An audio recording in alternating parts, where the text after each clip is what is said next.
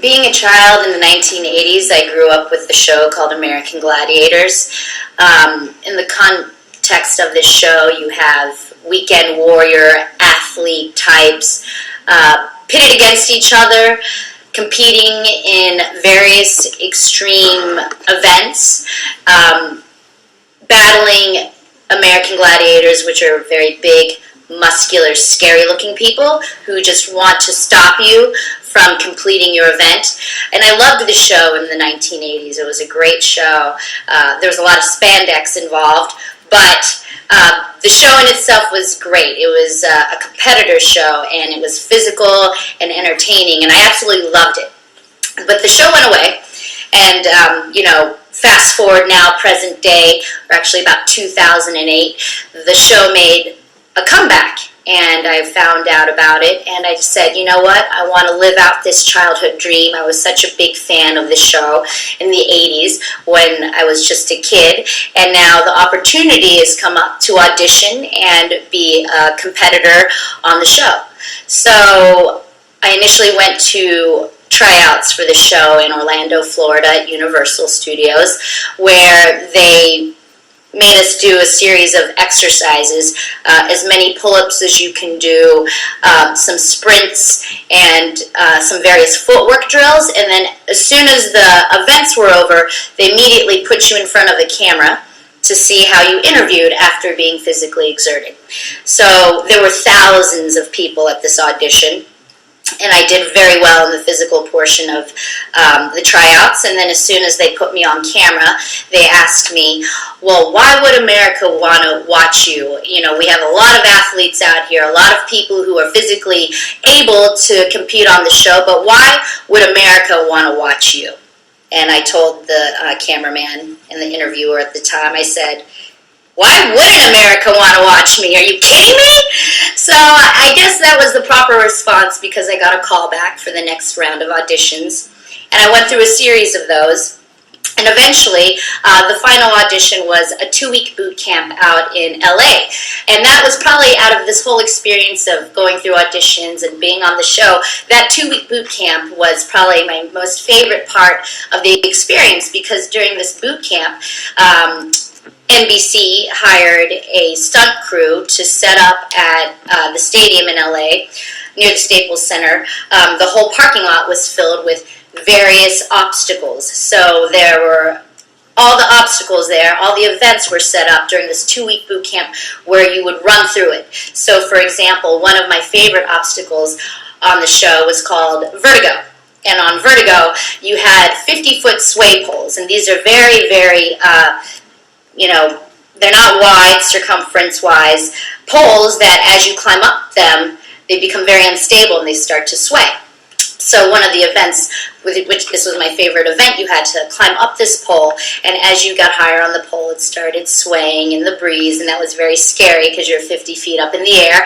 And then once you got to the top, there was like this 3-foot platform, which you had to grab onto, and then put your body on top of, and then start swaying side to side, and then reach for the next pole, which was about 10 feet away, and then you would have to traverse about 5 poles and get to the end safely without plummeting to your death. You were harnessed in, but that fact that, you're up there 50 feet up in the air on a 3-foot platform, trying to jump to the next platform, swaying back and forth in the air, was really scary. There were lots of different events that we got to do, and we had to physically compete against each other for a spot on the show. One of the interesting things that they did with the show when they brought it back was they made it more Hollywood. So they wanted it, to be more up to date in regards to, this isn't just a straight sportsman show. There's this entertainment factor in it as well. So the way that the producers on that show angled me was that I'm the single mom, working 2 jobs, making her way through college, and is now living her childhood dream, and being a role model to her daughter, which, the basis of that was all very true, but they definitely glammed that up. So after that final 2-week boot camp, I got a call back saying that I was picked to be a competitor on the show. So basically, I flew back out to LA for filming of the show. And during the filming of the show, we were pitted up against each other, and I had to compete on national television. And it was just an amazing experience. It was unscripted, and it was totally mind-blowing that I was doing events that there was no other way that I'd be able to ever do these things. So I did end up winning my episode, which was the season premiere opener for the season, and it was very intense because the last event that they put you into is called the Eliminator, which is an obstacle course. Now, this obstacle course was the most extreme thing that I've done in regards to, well, besides boxing and fighting, one of the most extreme things that I've ever done physically. So you start off on a floating platform in a pool of water. And then all of a sudden, you're standing there, and they say 3, 2, 1, go. And then there's a huge wall of fire. A 50-foot wall of fire just appears in front of you. And you have to jump into the pool of water and swim underneath the fire. So you swim under the fire, and as you come up for air, there's a 100-foot cargo net awaiting you. So you climbed up this cargo net after being, under the water, hoping to come up and not get burned. And on top of that, my competitor, who I was running against, actually had a 5-second head start on me. However, at the end of the cargo net, I said, peace out, I'll see you at the finish line. Came across towards the finish line, and the last obstacle that we had to traverse before the finish line was a treadmill that was on almost a 90-degree angle going backwards at like 20 miles an hour. So this was the most dramatic part of the show because it took us about 15 minutes for us to actually get up it. So I'm standing at the base of this backwards hell treadmill, attempting to get up it over and over and over again, and that lead that I had on my competitor, she came up right behind me, and my heart just sank because at this point in time, every energy system was depleted in my body, and once again, I was left feeling numb from my fingertips to my toes. I felt like, not only numb, I felt like my whole body was made out of lead. My body felt heavy, I couldn't breathe, I was near emotional exhaustion because at a certain point, your body is just, there's nothing left to give except the sheer will to finish. So I saw her approaching from behind me, and as she ran up the treadmill like a deer, my heart sank. She got to the very top of that treadmill and slipped and fell. And that was awesome for me because she came tumbling back down that treadmill, and we just looked at each other, and we both made attempts, numerous attempts, one right after the other, to get up that treadmill. And it was so frustrating. I would get up to the top of the treadmill and slip. She would get up to the top of the treadmill and slip. And this went on for 15 minutes. Finally, she attempted to go up the treadmill, and something happened, but she was done. So I just looked over at her, and I gave it one last go, and I was like, there has to be a winner. I have to finish this no matter how bad I feel. And this was being, televised, and it was like, I have to finish this. This is going to be on national TV. There's no way that I'm not going to finish this. And on top of that, my family's sitting in the audience, and I don't want to disappoint anyone.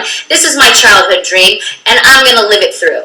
So on my very last attempt, I don't think I had anything left in me. I got up to the treadmill, and at the top of the treadmill there was a rope that you could climb onto. So I grabbed that rope, and my body went limp, and I laid there holding onto the rope as the rubber treadmill was still running underneath me, and I still have a scar on my arm from that day where that treadmill just ripped off all the skin on my arm. But I wasn't going to let go of that damn rope. There was no way. I was at the top of the treadmill, and I had made it, and I was bloody. I don't know what happened to the competitor behind me, but I just pulled myself up, brought myself up to my feet, got to the top of the treadmill, and at the top of the treadmill was a rope that was hanging, so you had to grab onto the rope and swing out 20 feet and then drop into a pool of water. So I did that, and as soon as I came up, I couldn't swim. My body was so depleted at that point that I couldn't even tread water. So the scuba people, who were the safety people in the water, had to come and rescue me, which you did not see on national TV.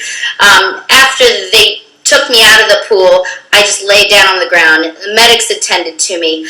But you know what? It was the best feeling ever because A, I won, and winning is great. And two, it was living a childhood dream, and it was something that I always wanted to do. And that's my American Gladiator story, and that's how it all came about, from being a kid in the 80s, thinking, oh wow, that would be really cool, to actually living it out. So that's my American Gladiators experience, and I'm proud to say that I was the season premiere winner in 2008 of American Gladiators.